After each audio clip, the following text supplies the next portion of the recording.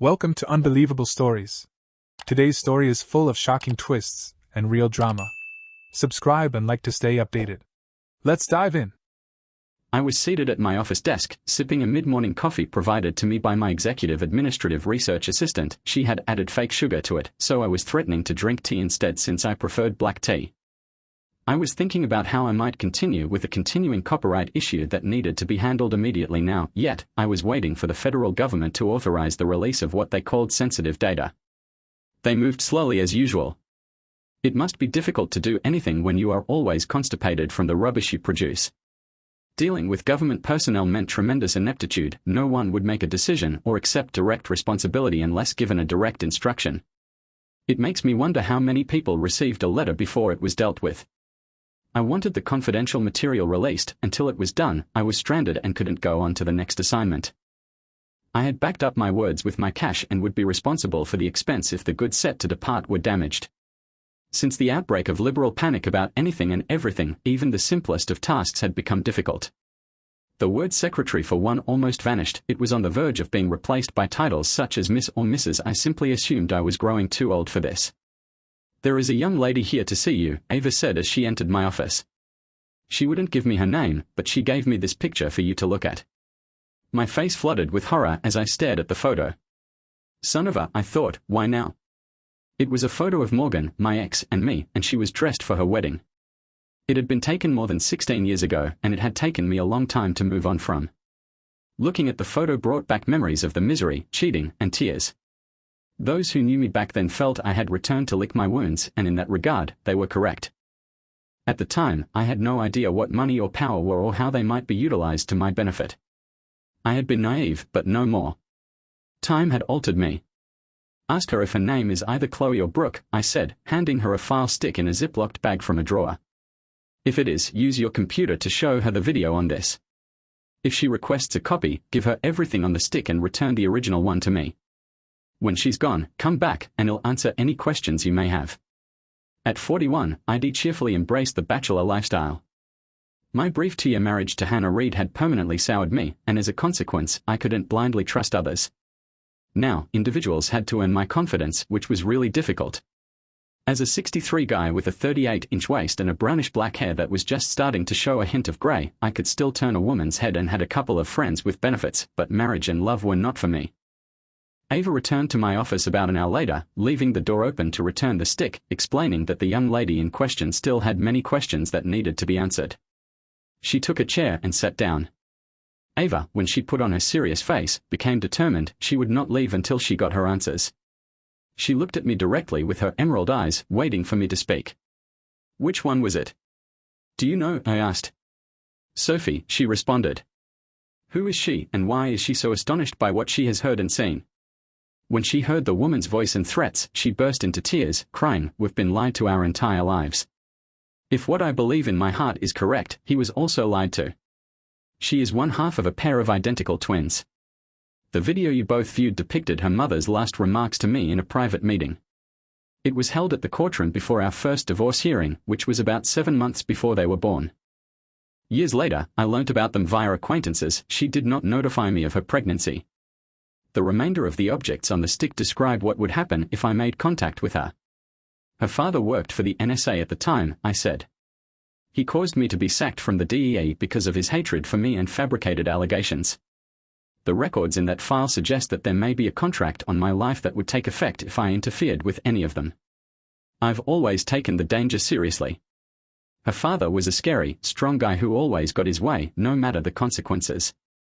She divorced me so she could marry my former best friend, with whom she had been having an affair for at least 3 months, as far as I knew. He is their natural father. So, how did she discover me, and what exactly does she want?" "It was almost impossible to find," Ava stated. "From Facebook, she got the name of your hometown and did a web search for a listing that brought her here. Ava found that old picture in the attic of their home with the name Michael Adam Clarkson written on the back.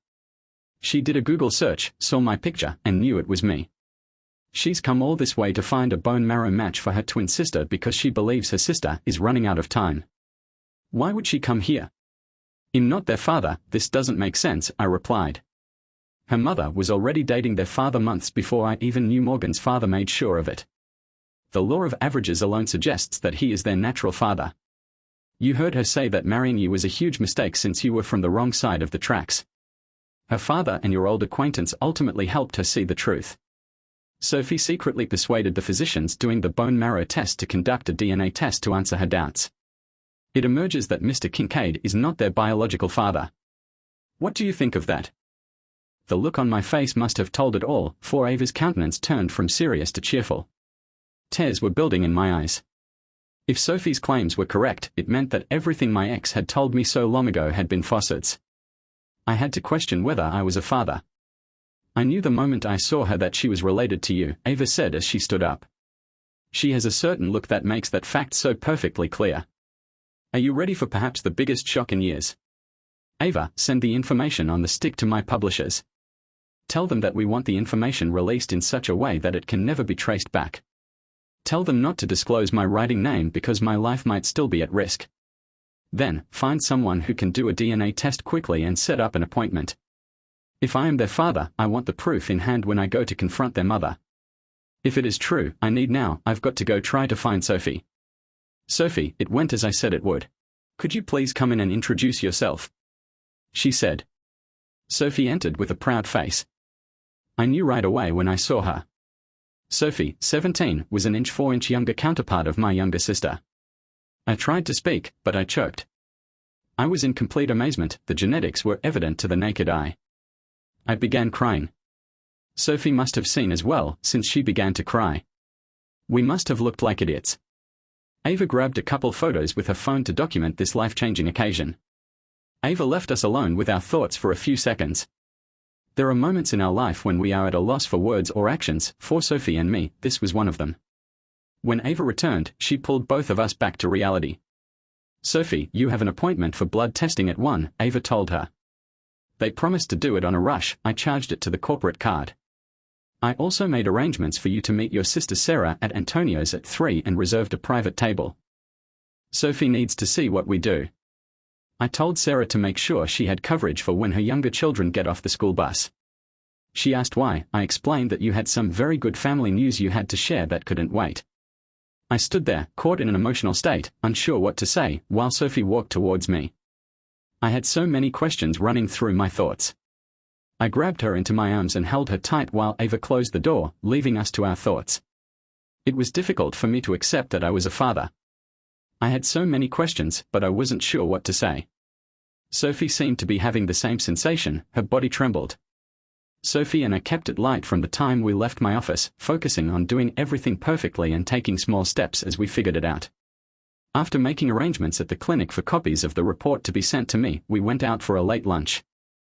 Sophie had skipped school, driven all day until she was exhausted, and then stopped at a rest stop to sleep.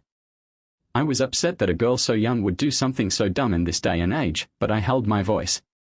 I worried whether I was responding like an overprotective father. It also occurred to me that at her age, I would have done something similar without thinking twice. I spotted Sarah's vehicle as we drew into Antonio's parking lot.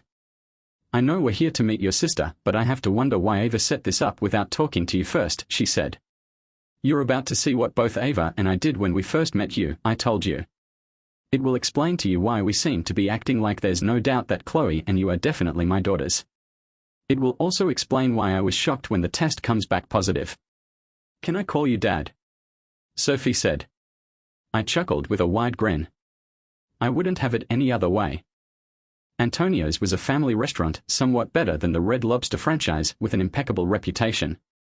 When the owner and hostess noticed me, she immediately took us to our private booth. As we reached our seat, I ordered a bottle of one of their most popular champagnes and requested if they could provide us with some additional Kleenex. Sarah was seated with her back to us, which gave me an excellent idea. I asked Sophie if she could hold up for a moment while I reached our table. Hi, sis. Thanks for meeting me, I remarked, standing at the end of the booth. Sarah looked up and said, You look extremely happy. What's up? Sarah, please stand up. There's a young lady I want you to meet, I said as she got up and Sophie approached. This is Morgan's daughter, Sophie. Sarah turned around and peered, as if in a mirror. To bystanders, they might be sisters. Both had long brown hair, high cheekbones, little ears that lay flat, and pear-shaped frames. Light blue eyes shone with a grin that could soften even the hardest heart. "Oh my God," Sarah said in horror. "Damn you, John. You should have prepared me for this. It's unbelievable, I don't know what to say. How long have you known about your daughter?" Sophie and Sarah just gazed at one another, their fingers over their lips, adapting to the final surprise. They were both struggling to hold back their emotions. "About 5 hours," Sophie answered softly. "I never suspected something like this. I sprung it on him when I showed up at his office. As soon as Ava saw me, she had no doubts, neither did Dad. But seeing you, I now understand why. By the time the server returned with the hostess, they knew why I had requested additional tissues and seclusion." Sarah explained, through tears, that 3 more people would be joining us, so the hostess relocated us to a bigger table farther back. Sarah phoned her husband and asked him to leave work for the remainder of the day and meet us at Antonio's as soon as possible. I don't know what Josh said, but Sarah came down on him as if she were dropping a ton of bricks. She contacted our folks and found Mom. Sarah said it was a family emergency to grab Dad and get here fast. Mom asked what was wrong. Sarah said she couldn't explain. "I was too busy crying," Sarah added. In truth, we all were in our own way. I received a text from Ava informing me that the publisher had published the material and that it will be on the evening news. We had hardly cooled down by the time we finished our first glass of champagne. It was Sophie's first taste. I saw Josh and my parents being led inside. I had to giggle when I heard my father declare in a booming, loud voice, "If there isn't a big reason in going to kick someone's butt." I rose up to meet them, as did Sarah. "Mom, Dad, and Josh, I want to introduce you to Morgan's daughter, Sophie Kincaid," Sarah said them proudly. My mother saw it immediately away, exactly as we did. Her face lit up with the brightest grin I'd ever seen. I could see her pride rising. One glance at Sophie had revealed all she needed to know. She had finally gotten the grandchild she had always wanted. My dad was astounded. I enjoyed how he eventually didn't know what to say. 3 generations of ladies had the same frame and face. When he finally spoke, he remarked, "I see it right in front of my eyes, but I find it difficult to believe." My mother sat next Sophie, clutching her hand warmly. If Mom had her way, she would never let go. I realized she was just too emotional to talk. My father purchased 2 more bottles, trying to contain his blazing pride.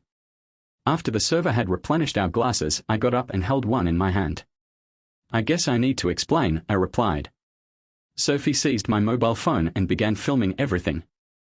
I explained how we met and what had happened so far throughout the day. My father stepped up and said, "Sophie, we don't need to wait for the DNA test to confirm what we already know is true. As the leader of the family, I welcome you to your father's family home. Just so you know, you will shortly meet 2 additional aunts and their families. Promise us that no matter where you go, this side of your family will always be your second home." Sophie gave me my cell phone, and I videotaped her as she talked. I came down here on a mission, looking for the truth, not knowing what I would discover. This day really blew my head. The truth has finally been disclosed, and it has irrevocably affected Dad's and my lives. None of us knew. I was unsure until I met Aunt Sarah. I'm not sure I ever knew what unconditional love was before now.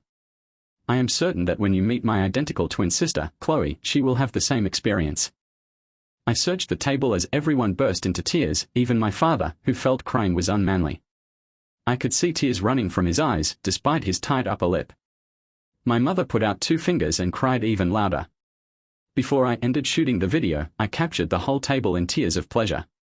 Sophie grabbed up my phone and added her and her sister's information to my contacts. Sophie started messaging her sister, telling her what she had seen before sharing the video. It read what we imagined was conceivable as true. Sending a video. Obtaining blood tests to validate utilizing our biodad cell. I added, "Watch the 6 national news," and forwarded it. "Are you a twin?" My mother inquired, still in shock. Sophie unzipped her handbag and switched on her mobile phone to show her new grandma a collection of images of Chloe and herself together. My mother, of course, insisted that copies be provided to her laptop immediately. As soon as she obtained them, she displayed them on the entire screen to everyone. Sophie switched off her phone before putting it back in her handbag, and I realized that no one she knew where she was. My phone started ringing. I examined the screen, and it was Chloe. I arose and went away. My father saw me crying and stared at me with suspicion. Sophie mouthed, "It's my sister." My father nodded and went on as I responded. "Hello, this is Chloe. After seeing the video, I just had to call," she said. "Mom won't be here until at least 7 since she's stopping at the police station to get a favorable update on Sophie. I'm still acting stupid, they came earlier to find out what I know. One of them left me a card. Any suggestions on what I should do? Have him watch the 6 News. Make it apparent that he has to pay attention to what is disclosed about me. Once he has done that, tell him you will speak with him when your mother and father are not around. Make sure you give him the complete truth and show him the video footage. You may give him my phone number so he can contact me. Tell him to send an SMS introducing himself before calling. When he watches the news, he will understand why," I said. "Once we get the DNA evidence, I can't promise Sophie and I will not be coming alone. We could be bringing the whole tribe." "What do you mean?" Chloe inquired. "When I explained to the table that Sophie done this to attempt to aid you, the news went across the family like leaves in the wind. I'm not sure how many people will attend, but those who can will." "Why?" she said. "Your family," I explained. "Despite their age, the Western family believes that blood is thicker than water. If I am not a good enough fit, someone else could be, it's that easy." "No doubt on my end, but you'll have to see to believe it," I answered, laughing. "After all, we are strangers." We spoke for a few minutes until I said goodbye and she sobbed with relief. After we ordered our supper, I told the family why Sophie had come into my life today. The mobile phones quickly become overloaded. They phoned a few individuals, explained what was going on, and instructed them to spread the word that we wanted as many people as possible to go and try to find a match. My mother took on the role of organizer for the event. My father questioned, "Sophie, how did you get down here?" "I drove my old 2001 Subaru Legacy. It's one step up from rent-a-wreck," she said, laughing. "It's sitting in Dad's parking lot. Son, bring that piece of garbage to my dealership in the morning. I would never allow my granddaughter drive back in that." "It's a miracle she made it here," my father said firmly. "I have to acknowledge that at her age, you had about as much common sense as she had. She acted like a bull in a china shop, nothing was going to stop her," he said. "Okay, what are you going to offer her?" I asked. "She can pick one out for herself," he said, winking and smiling. "If I could have my choice, it would be some kind of 4x4 because of my love of the outdoors," Sophie told me. My father reacted with a broad smile, since we were all outdoor enthusiasts. If the weather permitted, we were out on the lake fishing, camping, or hunting. Then he left, recounting the summer I learned to water ski barefoot. When he began recounting his colorful stories, it was as if he were holding court, and he had plenty. I had no option, both of my parents insisted that Sophie accompany them home. Given the circumstances, Sophie and I being alone for the night would not look good. I had to accept they were correct. So, after the lunch, Dad took them over to her car and drove it home. My mother was on cloud 9, making plans to lavish her baby grandchild. Dad waited till 1 a.m. for them to return home. The police investigator phoned me at about 10 p.m. It took him about 2 hours to do a background check on me. The media was having a field day. The material I had given raised a lot of concerns. We spoke about the whole incident and the issues around it. He said that seeing the 3 generations in the video clip answered many of his doubts. I stated that we were having DNA tests done quickly to confirm our kinship, and Sophie was with my parents. As soon as we had confirmation, we would return to check whether I was a good fit for Chloe. I asked if he could buy us some time, and he said I should text him about our progress. I promised and agreed to meet with him when we arrived. Chloe subsequently informed me that he had reported back to her on what we had talked. I was confronting the past again, but this time from a new perspective. This time, I wouldn't be frightened by my ex-wife's family's power and wealth. I would use the media, the courts, and the facts to my favor. I had the means, the evidence, and an incredible amount of willpower. I did not want vengeance, rather, I sought what I had written about justice found only in the truth. The following morning, I sat in my office, making sure that any modifications to my schedule would not have a significant impact on me. I was planning what research Ava could undertake while I was gone.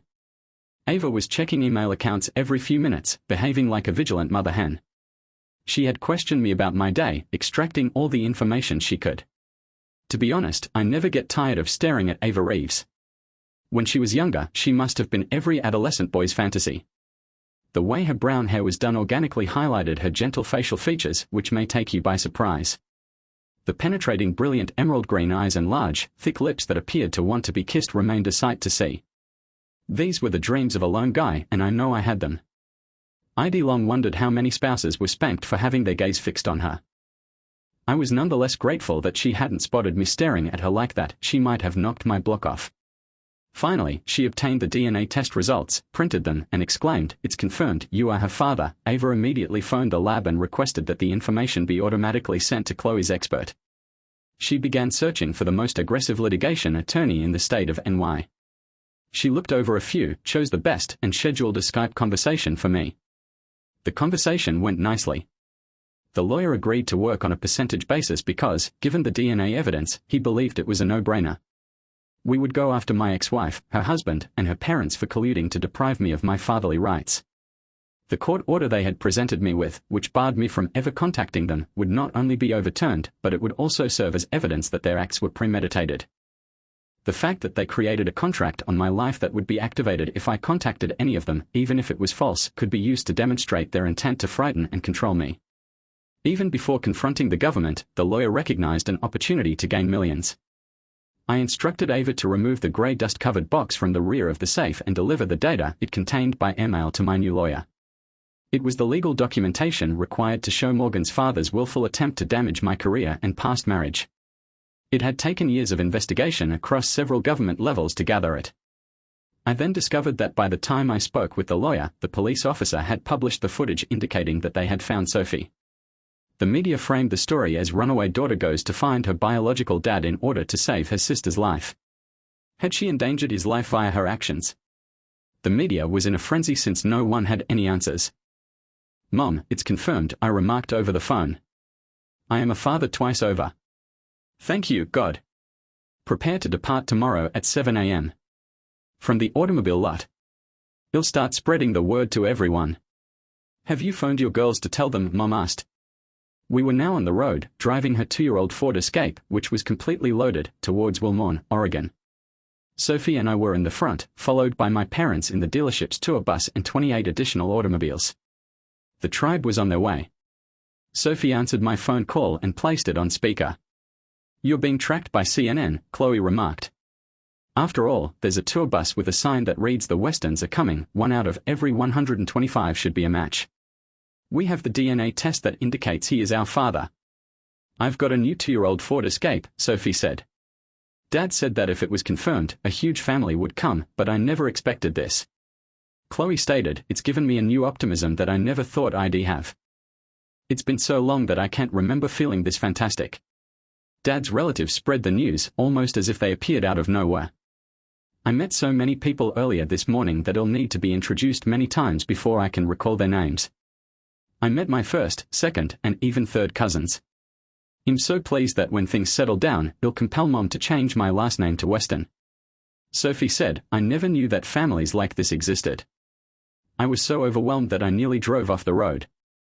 That's when I thought I'd use this incredible event into my future book." My children were still discussing Sophie's experiences when Chloe announced she had to go. Her mom had just entered the room. "Are you okay, Dad?" Sophie inquired, concerned. "I saw you get very emotional. Be honest, how do you expect me to feel? I learned that a previous buddy and my ex-wife had reared my 2 girls without my knowledge. One vibrates with the fullness of life, the other is on the approach of death. One so powerful and self-sufficient that she could move mountains without thinking, just like I would. Then I discovered that she was already so accepting of me that she wanted to use my name," I said, pride and passion overpowering me. She said, "God, I was so self-centered that I never gave it any attention. I concentrated on saving my sister's life. I was an unsuitable match since I received a faulty gene from our mother. The mental distress I have caused you all will last for days. Will you forgive me? For what? Coming into my life. For turning everyone I know's life upside down. Hell no. That's what life is all about. You've given everyone who is joining us another someone to adore. That is what actually important. It has given me something I never dreamed I'd have the opportunity to be a true father," I stated through tears. "Your new grandparents revere the land you tread upon. My mother has pride in her eyes that I haven't seen in years. For her, seeing her face on you is everything. You and your sister were born to be her favorites. She has been pampering us rotten. We went shopping. If Mom bought me a garment, she grabbed a second one for Nat. She giggled, claiming she had years of smothering us to make up for. That is Mom. I said, she's always been that way. You'll find it tough to separate her from you. I know, I tried. I laughed. Sarah and my two sisters will boast about this for weeks. By the conclusion of this voyage, it will have become a family tale to be passed down for generations. We discovered that Morgan had been experiencing severe panic episodes since she saw the live news stream about our impending arrival. The barriers she had created were breaking down.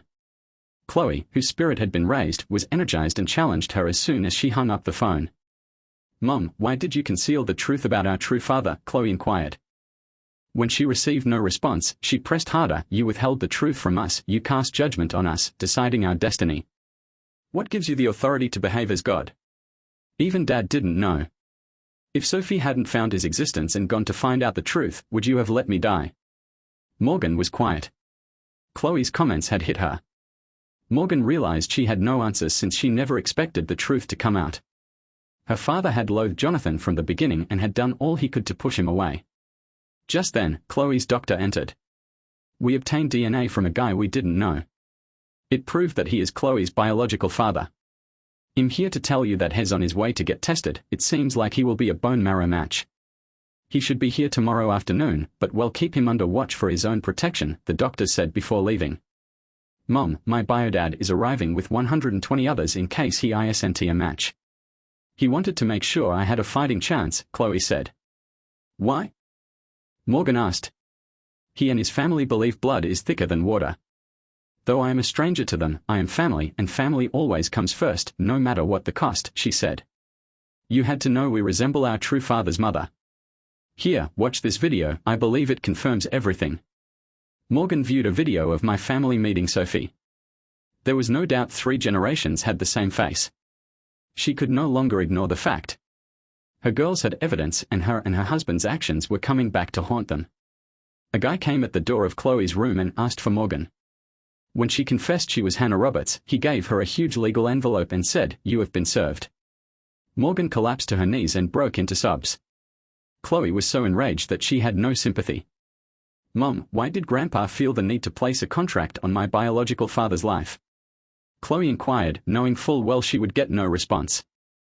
Daniel Roberts had just left a company conference, one of 6 boards he sat on while handling his family's finances. He was served just as he began to go down the corridor. He sat down in a reception area and opened the envelope to go at the paperwork. The first was dual and distinct, aimed against both him and his wife, for failing to recognize Jonathan's legal rights as the father of his girls. The second was a combined suit against his in-laws and himself, alleging that they plotted to end his marriage and harm his career. There was no doubt Jonathan was not going for vengeance, he was going for their necks. He was claiming exclusive custody of his children because if Sophie hadn't gone searching for him, he would never have found out. Jonathan brought up the issue of moral abandonment, alleging that Morgan and her husband would have let Chloe die to maintain their secrets. Jonathan was wise. In a civil action, they would have to establish without a doubt that they would not have allowed Chloe to die. It would be difficult to establish otherwise based on how the news was reported in the media. He reflected about his time in university with Jonathan. They met as roommates their freshman year and both ended up on the football team. Morgan was a cheerleader, and both guys had pursued her, but Jonathan had won her over. He had even served as the best man at their wedding. Morgan's father had never approved of Jonathan since he was not from the right side of the tracks. Her father persuaded Arnold to go after his daughter, and he consented. He was shocked at how simple everything had turned out. When Jonathan was employed by the DEA, Morgan's father used his influence to keep him occupied. Using his position in the NSA, he persuaded the DEA to include Jonathan in joint tasks that required him to be gone during social occasions. Her father would arrange for Arnold and Morgan to be together, believing that in time, human nature would intervene and their desire to one another would blossom. Because of her father's machinations, Jonathan was forced to go deep underground for 2 months. Morgan and Arnold fell in love while Jonathan was unaware.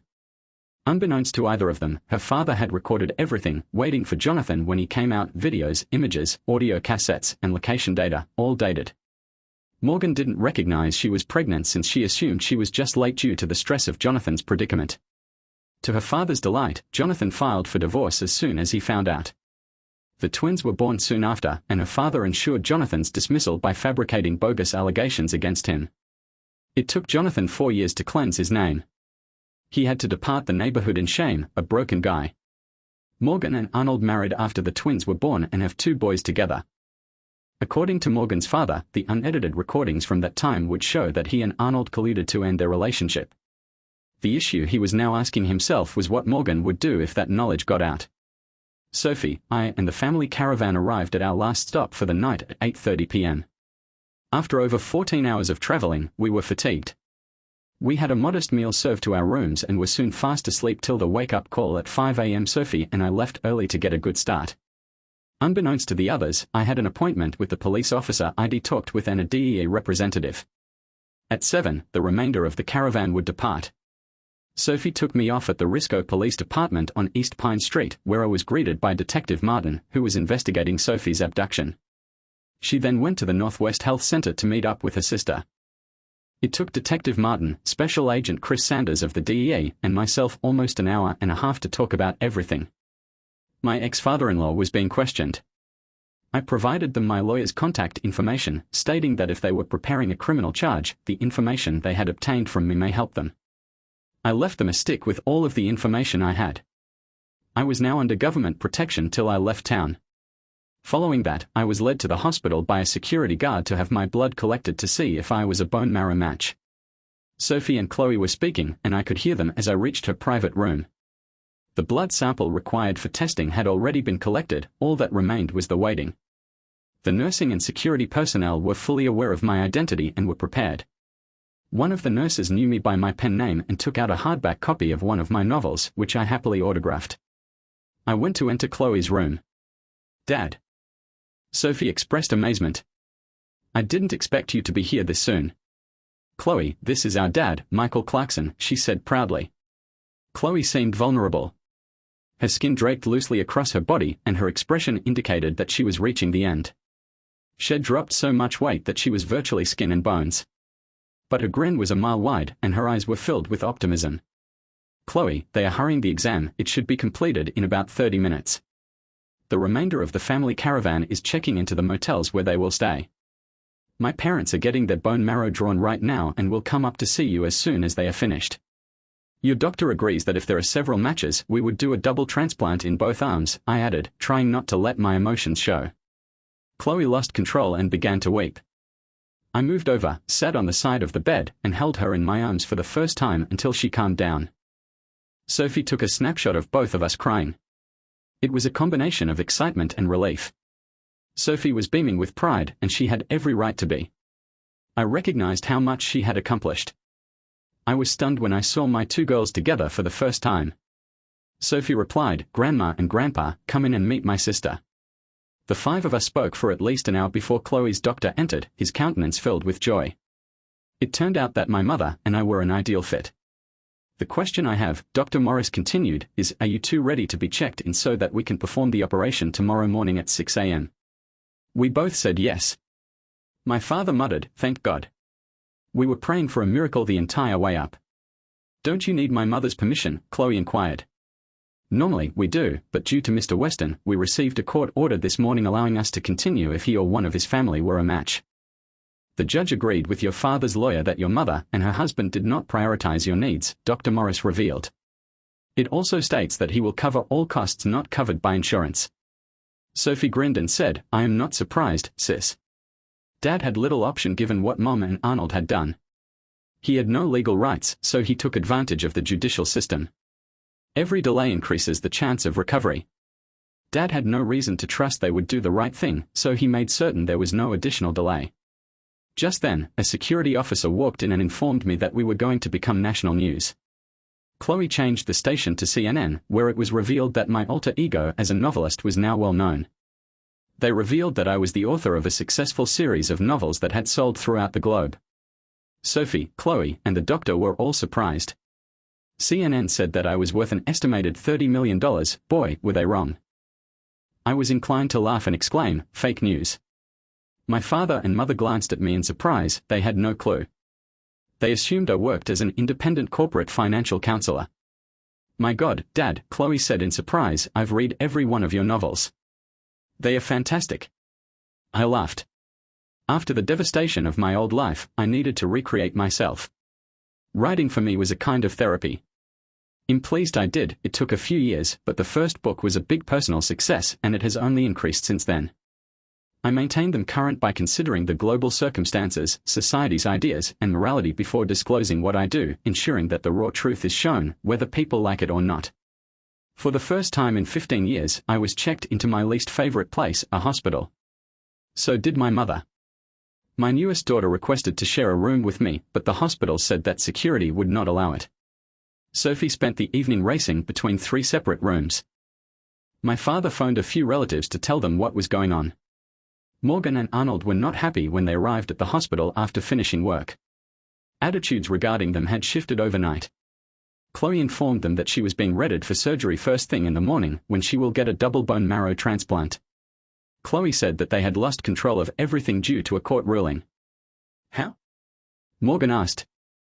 Mom, my bio-dad, and his mother are ideal mates.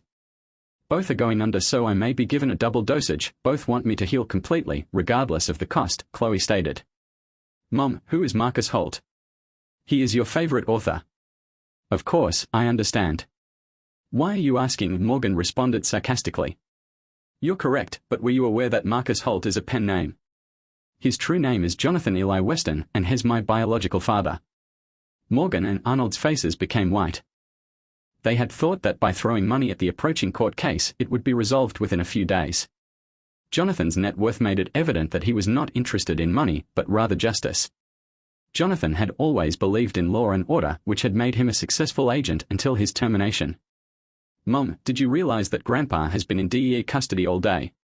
Sophie smiled as she replied, you might want to check with Grandma to see if he made it home. Bella and I would both like to know. Morgan became quiet as she absorbed the shock, her face blanched. Chloe continued, her tone tinged with calm, repressed wrath. You hid the truth from us, you decided our lives for us, and in doing so, you nearly cost us everything, Chloe added with a laugh. You never revealed who our true father was. Without Sophie's tenacity, I would never have discovered the truth. Morgan looked down, remorse written all over her face. But Chloe's voice was resolute. All I wanted, Mom, was to know who I am and where I came from. Sophie and I were kept in the dark for a long time, and now everything has altered because of that secret. Morgan began to speak, but Chloe raised a hand. You don't have to explain anything to me, Mom. You have to make peace with yourself. I'm going to be all right, thanks to Dad, Sophie, and the rest of our family who came out to support me. Morgan, evidently distressed, eventually said, I apologize, Chloe.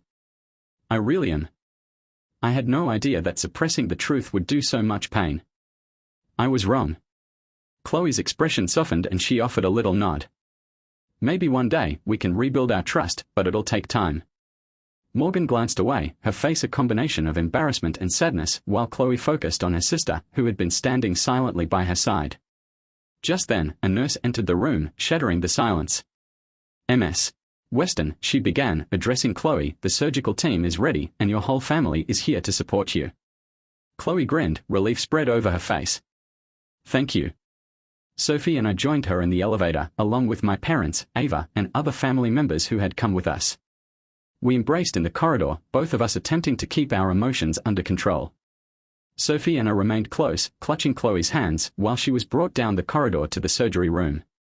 I bent down and gave her a comforting grin. I'm really proud of you, Chloe. Everything is going to be all right. We are here for you. She gripped my hand and said, thank you, Dad. We all took our seats in the waiting area, anxiety hanging in the air. My mother sat next to me, clutching my hand warmly, while my father walked back and forth, checking his watch every few minutes. Ava gave us coffee, and we all prepared for the hours ahead. After a few hours, the doctor entered the waiting room, his demeanor composed and unwavering. The transplant went well, he told us with a comforting grin. It will take some time, but Chloe's body should adapt well. We'll keep a tight eye on her, and if everything continues to go well, she'll be on her way to full recovery. A collective breath of relief flooded the room, and my mother erupted into tears of joy while embracing me firmly. Sophie held me, and I could feel the strain leave her body. It seemed as if a heavy burden had been lifted from all of us. We were permitted to see Chloe too at a time once she was brought to the recovery room. Sophie and I were the first to enter. Chloe was exhausted, but she flashed us a modest, courageous grin. "Hey, look who's a fighter," I whispered quietly, grabbing her hand. She giggled softly. "I couldn't have done it without you guys." "You've got a whole family behind you now, Chloe," Sophie said, grasping her other hand. "We're all here, and we're not going anywhere." Chloe's eyes welled with tears, and she said, "I love you, Dad. And I adore you, Sophie. I'm really blessed to have you both." We lingered by her side for a long, simply chatting, before inviting the rest of the family in to see her. My parents, Ava, Sarah, and a few close relatives took turns visiting her and offering words of support.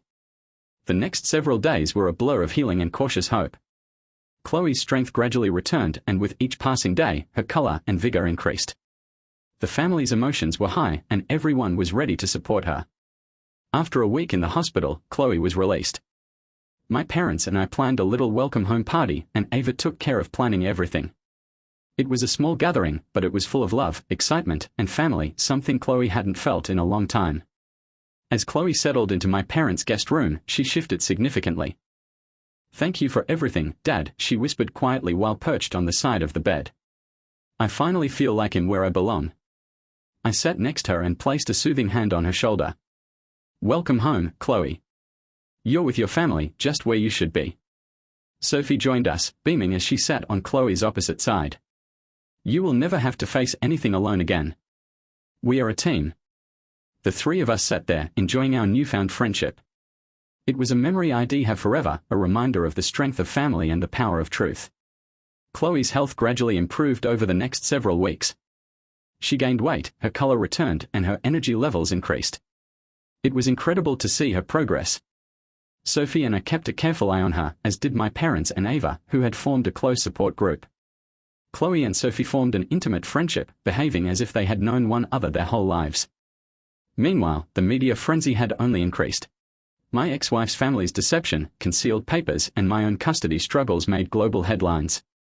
Morgan and Arnold had attempted to keep out of the limelight, but the court processes brought everything to light. The court files, facts, and witness testimony provided a thorough picture of how far they went to deny me parental rights. One evening, following a day spent with the attorneys preparing for the approaching hearings, my attorney called. "Jonathan," he murmured, his tone somewhat excited. "The recent hearings have turned in your favor. The media pressure, the data we've supplied, and your girl's requests have all contributed to our tremendous momentum.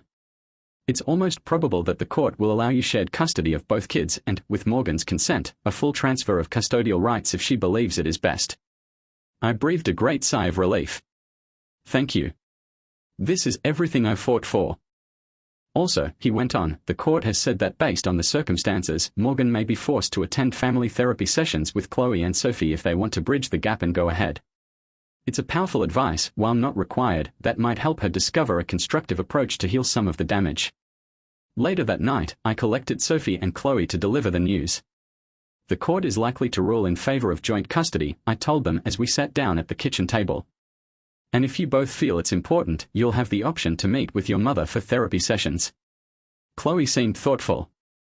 "I know Mom has a lot to go through, and part of me wants to give her a chance, for both my sake and Sophie's. But it will take time." Sophie agreed, adding, "She's done a lot of harm, but I believe Chloe is correct. If she's prepared to meet us halfway and accept responsibility, we can try." Hearing their maturity and tenacity made me proud. These young ladies had gone through so much, yet here they were, ready to provide grace and hope. Over the following several months, we settled into our new life together. Sophie and Chloe both formally changed their last names to Weston, which made them quite proud. The family became more closer, particularly with Ava at my side. During one of our solitary meals at home, I looked to her and realized how much she had gone through with me. "Ava," I said, grasping her hand. "I'm not sure where I would be without you.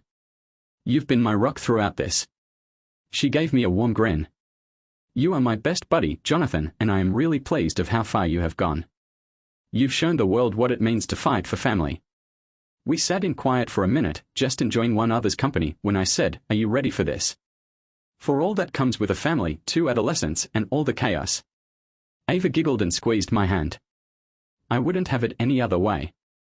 One evening, when we gathered in the living room to celebrate Chloe's final clear bill of health, we decided to have a formal family meal. My parents, siblings, and extended relatives traveled from all around, creating an environment of love and joy. Chloe and Sophie took turns thanking everyone, their remarks full of love and thanks for the family they had yearned for. In the days that followed, life settled into a new pattern. Chloe and Sophie acclimated to life as members of the Weston family, going to school nearby and helping each other adjust to the changes. They even developed close to Ava's children, forging a new and unexpected sibling relationship that I could not have predicted. With my legal fights behind us, the past became just that, a part of our history that defined who we were but did not define us going ahead. I was free to concentrate on the now and plan for the future with my girls and Ava by my side. One day, while I was wrapping up a few chapters of my most recent book, which now featured glimpses of this adventure, Ava sauntered into my office with a cheeky smile. "What's with that smile?" she asked, putting down my pen. "Well," she said, "Sophie and Chloe have a surprise for you. They are waiting outside." Curious, I followed her into the backyard, where Sophie and Chloe were waiting with a tiny cake and a card. They handed it out to me, and as I read it, my heart filled with pride. "To the finest dad in the world, thank you for discovering us, fighting for us, and providing us with a family we never knew we needed. We love you, Dad." I grabbed them both into a close hug, overwhelmed with appreciation for all we'd gone through together. In that moment, I knew that whatever obstacles awaited us, we would confront them as a family. As the weeks went, life fell into a calm rhythm. Sophie and Chloe adjusted to their new school, developed friends, and began to establish lives that felt safe and pleasant. They had soon become a staple of our extended family gatherings, beloved by my parents and brothers, and firmly ingrained in the Weston family fabric. One morning, as we gathered for breakfast, Chloe fixed her gaze on Ava, then on me. "I've been thinking," she said, placing her coffee down. "I want to participate in the family's Christmas celebration this year. I believe it's time to go all in." The family Christmas celebration was an annual event, bringing together dozens of Westons from throughout the nation. It was always celebrated at my parents' home and has become a symbol of the Weston family history. Ava, who had become something of a second mother to the girls, was overjoyed. "That's an excellent concept, Chloe," Ava replied, looking at me with approval. "It's a chance to introduce you both to the entire family formally." Sophie joined in, eager. "Well, meet the cousins, learn about family customs, and maybe listen to some of Grandpa's famous tales. I've been dying to try it." We made the choice to attend the family Christmas celebration together, bringing Sophie and Chloe completely into the family fold. On the morning of the gathering, we packed the vehicle with presents, food, and decorations. Ava had gone all out, ensuring that each present was beautifully wrapped and that the girls had everything they needed to look and feel like they belonged. As we approached my parents' home, I saw a long queue of automobiles, indicating a large Western gathering. Inside, laughter and conversation filled the air. Family members were catching up, children were running about, and my parents greeted everyone who came in. As we entered in the door, my mother stepped forward to welcome us, beaming with delight. "Jonathan, Ava, girls, it's great to have you here." She embraced Sophie and Chloe, then whispered to them, "You two are about to discover what it means to be a Weston." My father joined us, his normally austere visage changed by a big grin. "Chloe and Sophie, are you prepared for the huge family welcome?" The girls laughed and nodded eagerly. Throughout the day, family members stopped by to greet them, each giving memories, welcome words, and the odd amusing story about their father from years ago. Sophie and Chloe took it all in, swiftly connecting with relatives and establishing their position in the wider family. At one point, my father called me aside, his demeanor somber yet proud. "Jonathan," he said, staring at me closely, "you've accomplished something wonderful. You brought these girls back into our life and showed them the true meaning of family. I could not be more proud of you." "Thanks, Dad," I said, feeling the weight of his words.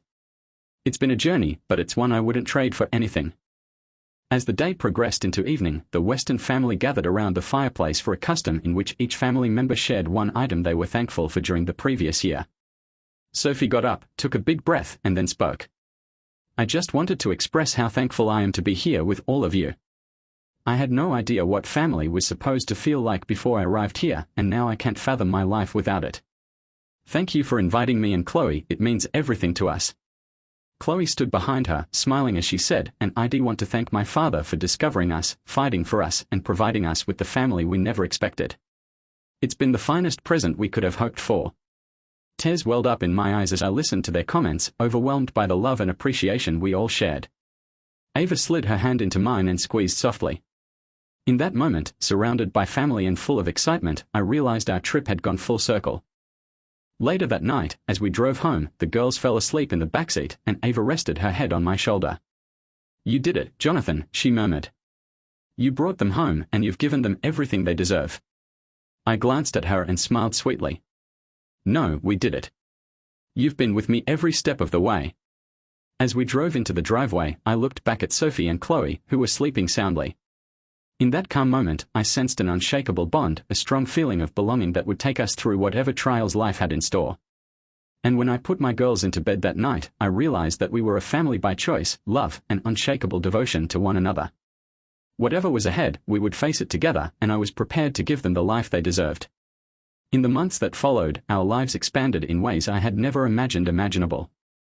Chloe and Sophie loved being part of the Weston family, succeeding in school and participating in extracurricular activities. They rapidly gained recognition for their extroverted personality and evident sibling closeness. I was amazed at how far we'd gone from those initial hesitant days of reunion. Ava and I had formed an unbreakable bond, sharing tasks and finding delight in even the simplest of times with the kids. One day, as we were having a family meal, Ava gave me a modest, thoughtful grin and handed me an envelope. "What is this?" I questioned, cautiously opening it. Inside was a message written in Ava's recognizable handwriting. "Will you marry me?" Below her query, there was a yes/no checkbox with a small heart drawn next to it. I glanced up in astonishment, and Ava's smile spread. "You've been so busy making our lives perfect that I thought I'd surprise you for a change," she added, grinning and holding out a ring box. The girls were already in on it, their eyes bright with enthusiasm. Sophie poked me gently. "Come on, Dad. It's time you turned her into an honest lady." I chuckled, unable to control my delight. I glanced at Ava and nodded enthusiastically as I ticked the yes box. "Yes, 100 times, yes," I said, squeezing her into a hug while the girls shouted. The wedding planning process quickly started, and Ava and the girls got into every aspect. Ava requested a modest but meaningful ceremony, and the girls had several suggestions for decor, music, and activities. It was evident that this would be a family event, and everyone was excited to participate in celebrating our new beginning together. The wedding day came, with wonderful weather and a flutter of excitement in the air. We decided to host it at a tiny botanical park near our hometown, surrounded by close family and friends. Ava looked stunning in a modest, exquisite gown, her gaze catching me as she went down the aisle. The event was filled with both laughter and sorrow. Ava's daughter, Tessa, performed a lovely song on her violin while Sophie and Chloe stood by our sides, each with a touching message for their new mixed family.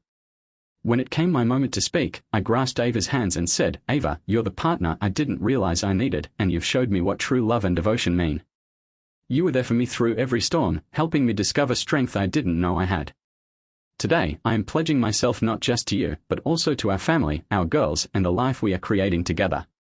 Ava's voice quivered slightly as she said, "Jonathan, you've given me love that I never imagined to find again.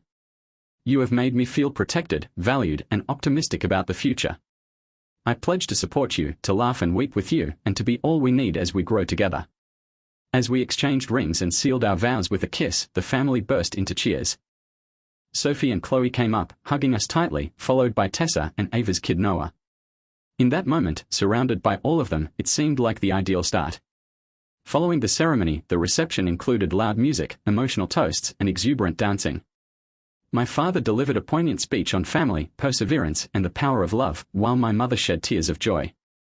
The girls took turns dancing with Ava and me, and their laughing and grins filled the evening with memories we'd remember for a lifetime. As the night came to a close, we all gathered for one last toast. With our glasses lifted, I glanced around at the faces of people I cared most about and exclaimed, "Here's to new beginnings, family, and love that conquers all." We may have encountered obstacles, but we have emerged stronger, united. Everyone answered in unison to family. That night, as Ava and I sat together, gazing at the sky, we discussed the future, the experiences, difficulties, and pleasures we hoped to share. Our family was finally complete, and we knew we could face anything life had in store. In the days that followed, we adjusted to our new life as a mixed family. We'd always have memories of the past, but we were intent on creating a life filled with joy, progress, and the unbreakable relationships we'd formed. Ava and I told ourselves that we would appreciate every day, knowing that we were more than simply husband and wife, but a team that had built a family based on love, tenacity, and unwavering trust. And with each passing moment, I realized that we were experiencing the life I had previously only imagined, a life in which love genuinely carried us home. Thank you for viewing this touching story of family and love. Which moment moved you the most? Please share in the comments and remember to like, subscribe, and join us for more tales next time.